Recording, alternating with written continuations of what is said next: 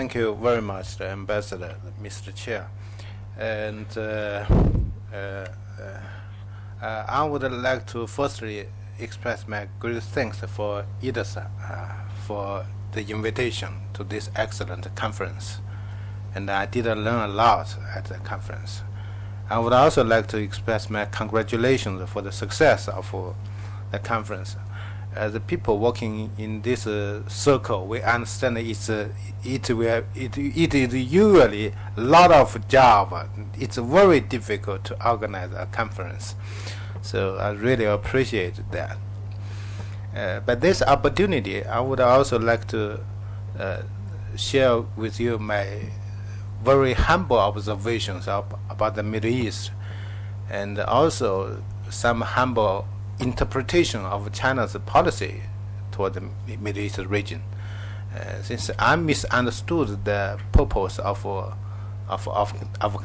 organizers, I at the very beginning proposed an abstract about the regional issue. The title is "The Rising of Regional Powers and the Future Order, Middle East Order."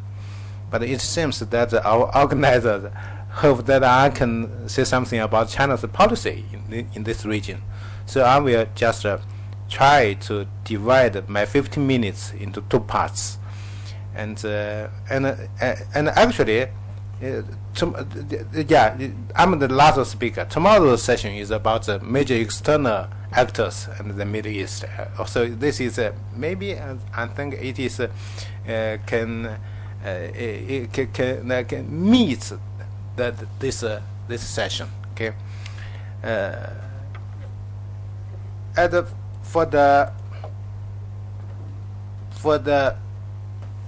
By the rising of the regional powers and the future Middle East regional order, you might want to know China's point of views of perceptions about the Middle East.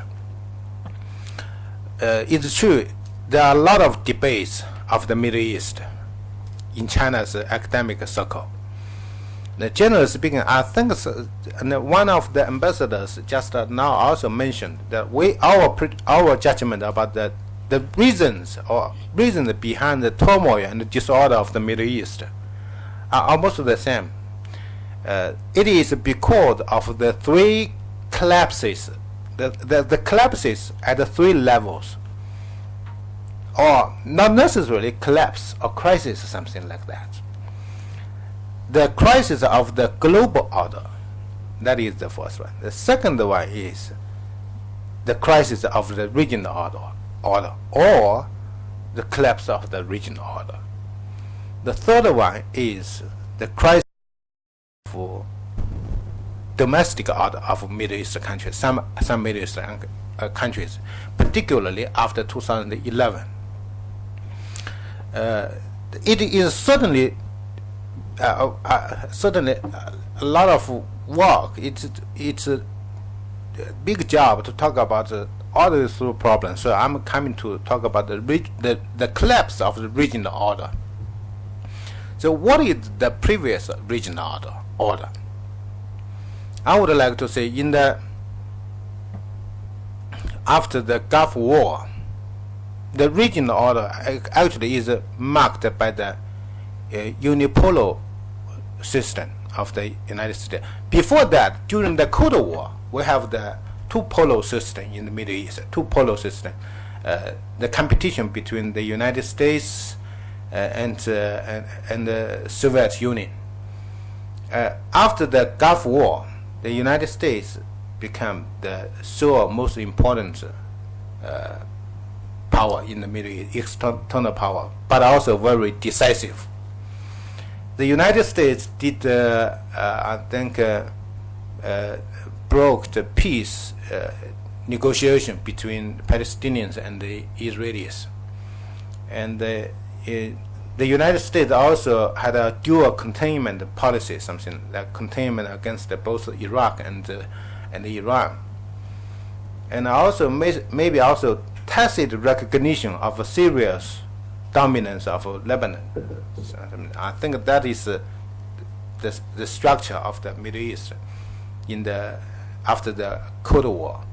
But in the new century, actually, I think this unipolar system or Americans' dominant hegemony in the Middle East is meeting with a lot of problems or crisis because of the Afghanistan war and the Iraqi war, and also because Americans want to reduce its strategic the investment of strategic resources in the Middle East, so as that the United States can have more strategic resources in Asia Pacific area. So that is the order. But this order actually collapsed because I think Americans withdraw from the Middle East. The Americans withdraw from Middle East. I would like to define the term as its reduction of investment of strategic resources in the Middle East. Barack Obama is at the very beginning proclaimed its policy to withdraw from Afghanistan, then Iraq. And Barack Obama is very prudent in 2009 when Iran, many people demonstrated in the street. Barack Obama is very, very careful. And also in Arab Spring, Barack Obama is also very, very careful. He is reluctant to intervene militarily, though he proclaimed that the United States will stand on the side of history, something like that. He refused to intervene militarily into Syrian issue.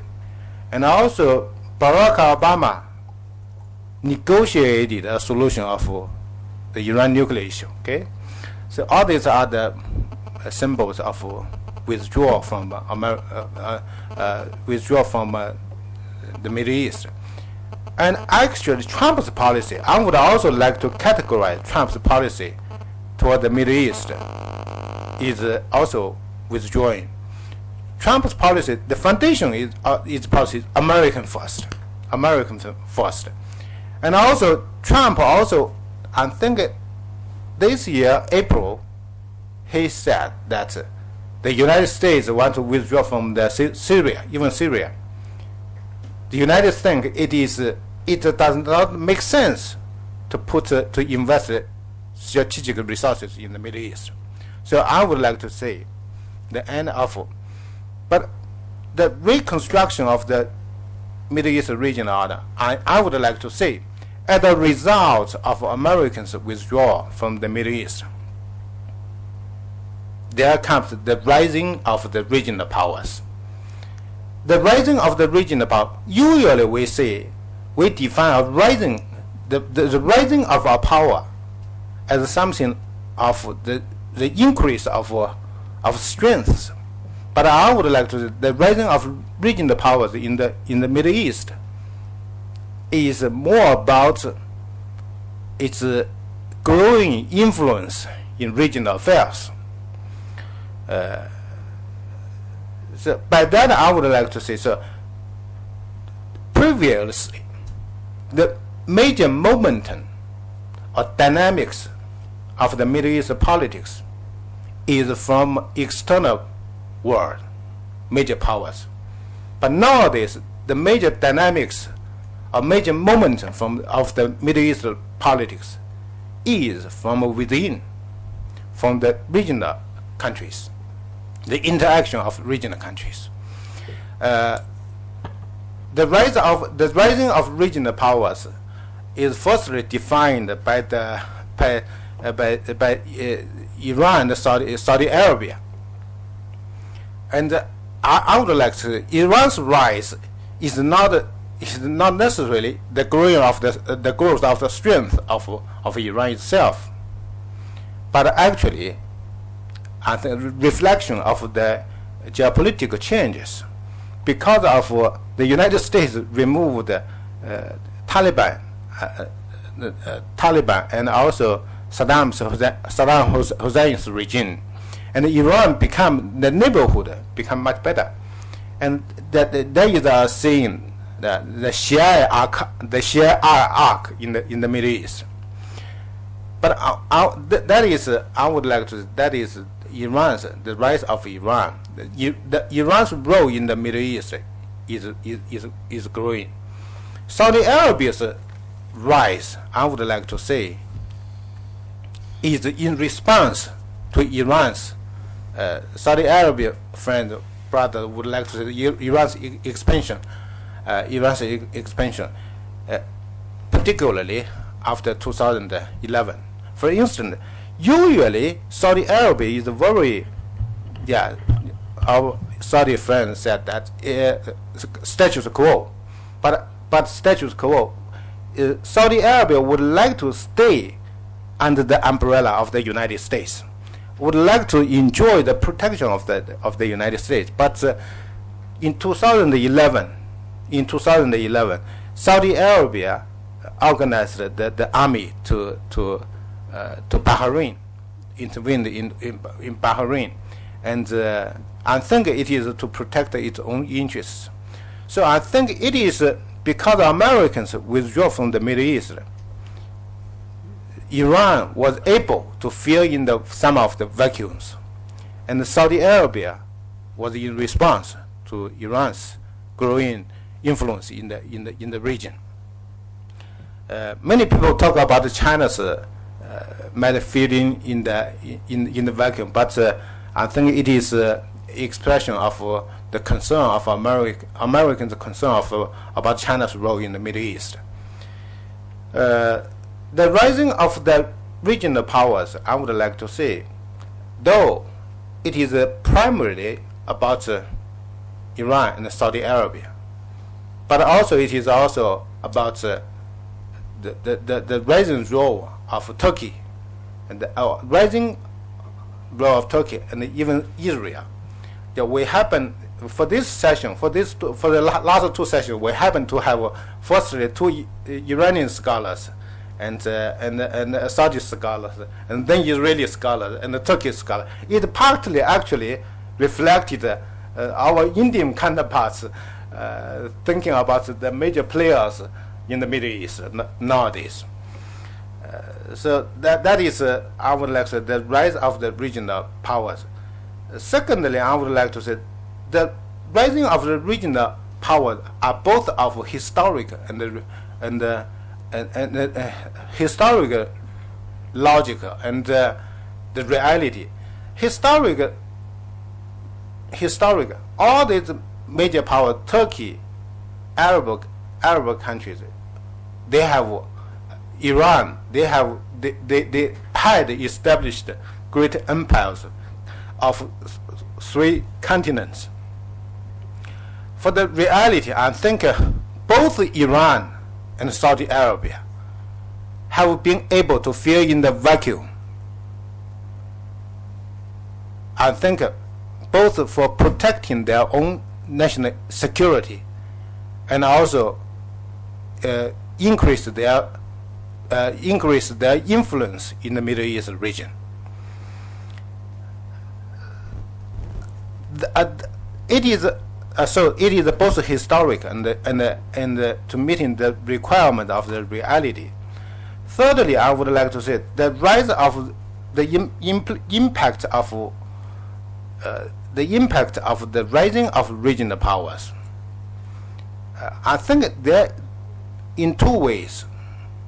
The first, I think the combination or interactions of major powers in the Middle East is changing.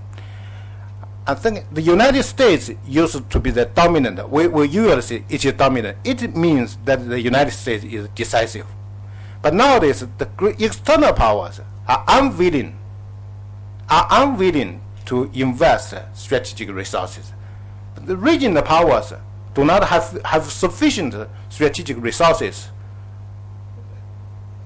so they want to do it together.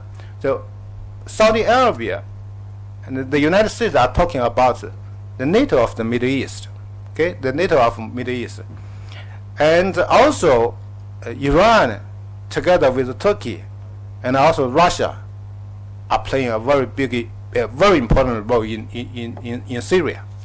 So I think there is a new kind of paradigm of the combination of the powers. Secondly, I think it would, in a very longer term, have a very negative impact on the Middle East security situation.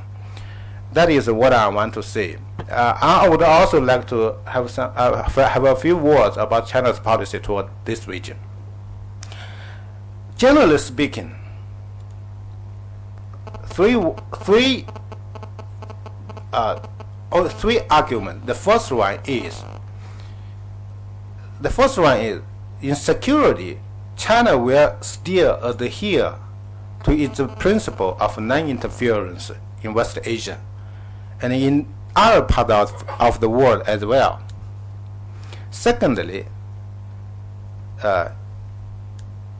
albeit non-interference, China will be more actively support the political solution of regional crisis politically. Thirdly, China's economic relations have become much more comprehensive instead of just importing energy.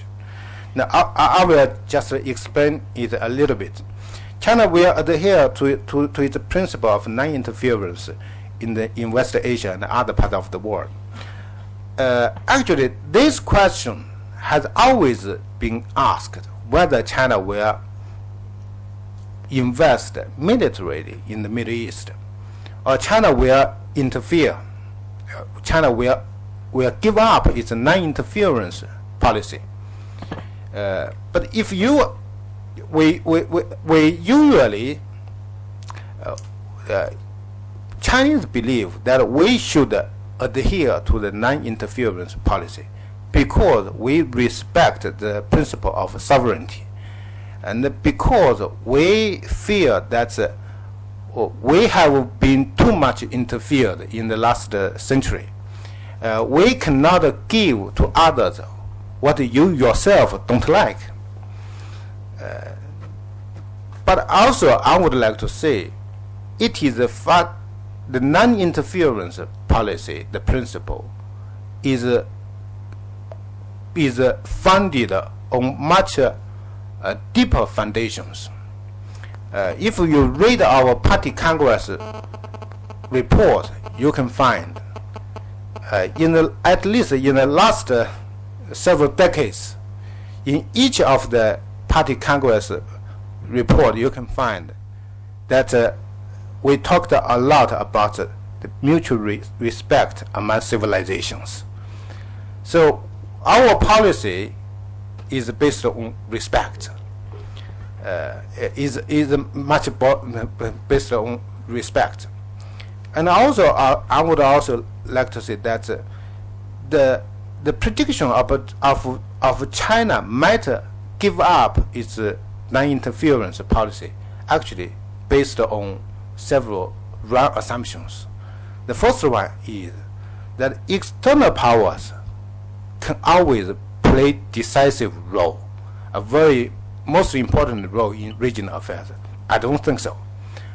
We Chinese have a saying goes like this: however strong external power is, you cannot you cannot defeat a regional power, something like that. Since they understand the things on the ground much better than the external powers. And also, there is another, I think there is another wrong assumption that it seems that China is under severe threat in the Middle East. But actually, it is not true. I don't think so. I don't think that China is under severe. We have the policy of mutual respect anyway in religion. In the United States, in Europe, you have a lot of stories like Charlie Hebdo, like a lot of insulting the religion. A lot of never in China. we have always been respecting the other religion. And also, what we are doing in the Middle East is promoting development. We are not promoting democracy. We are promoting development.